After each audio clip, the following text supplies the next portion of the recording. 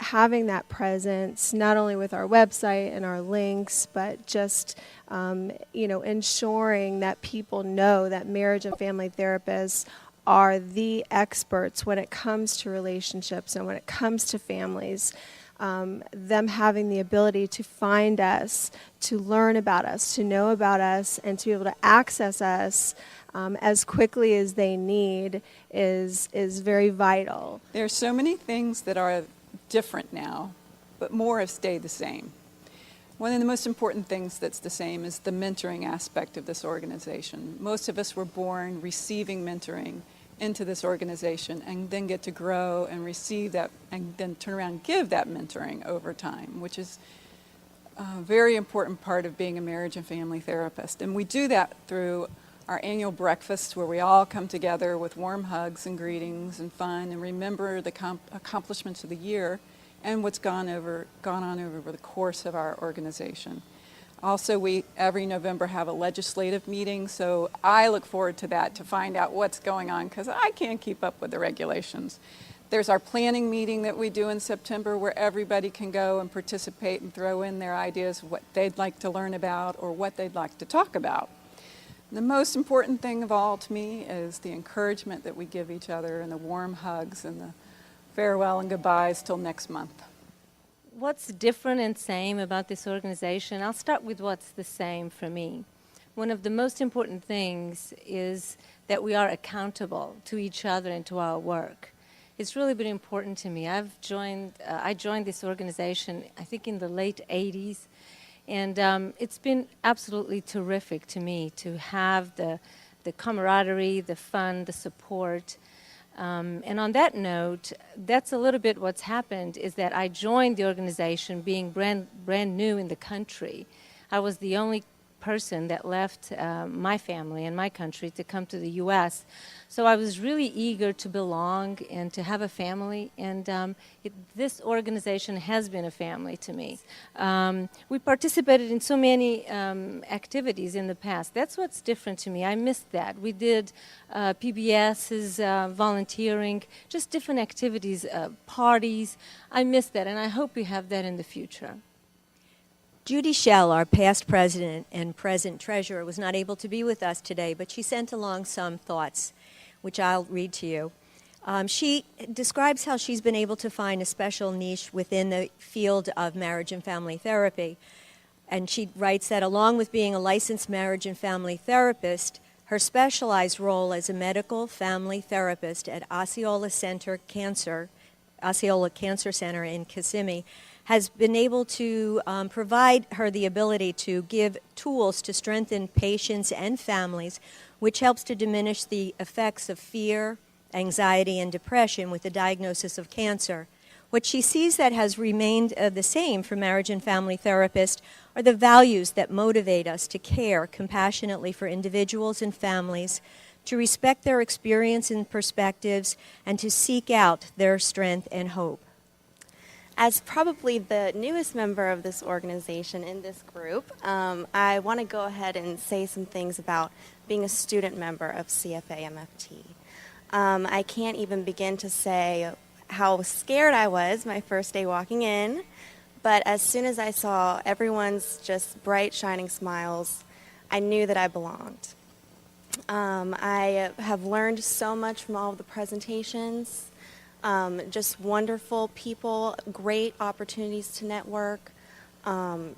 Always you can learn about opportunities that are available, for example, office spaces, whatnot. And it's just been really an inspirational time for me being a part of this group. I just wanted to say that sitting here listening today to the founders that we have here and all of the insight that they've brought us has really, it's humbled me, and I think it's helped me as a future leader of this organization. I'm the president-elect for 2013, and I appreciate to know the foundation so I know where to take this organization.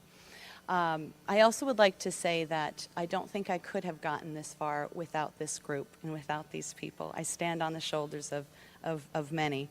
I think it's difficult to go from a student member, which is when I joined, through licensure, and then once you get through licensure, to go into private practice.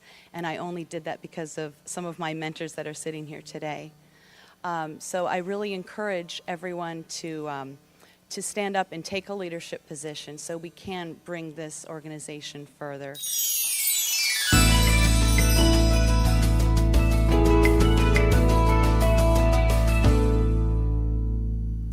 One thing that came to me from listening to everyone today is a word that has always symbolized CFAMFT to me.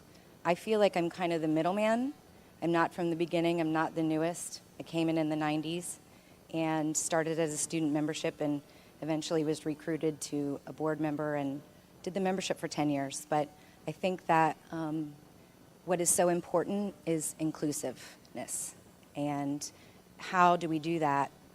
It's exciting to see all of the differences that are included. We have the common bond of being marriage and family therapists, but we're all so different in so many ways. That's why we are such a thriving organization that grows over time, because we learn from each other and continue to grow. So it's exciting to see who can we include for the future and who is going to help our organization grow as it continues. But I think it's very important to connect the wisdom of the past, the groundedness of the past, along with the innovation of the new and the ideas of the new, and make them together so that our organization is as strong as it can be. There are actually two things I'd like to add, linking the past with the present. The first thing is that as a member of the first generation, I'm very proud that my youngest son, Jonathan, is now a member of this organization and began as a student at UCF in his master's program, and is actually in practice in the same exact office out of which I retired, but we won't talk about that right now. And the second thing is that, as Dick Erickson mentioned, in the early days when we had pre-meetings, before we even became an organization, there was a decided lack of estrogen in the room. There wasn't one woman involved in this organization. And as I look around this group now, I think how wonderful to add the female voice to what we've done and what we are becoming. Our job as marriage and families can be wonderful at times and uplifting, but sometimes it has its very tough moments.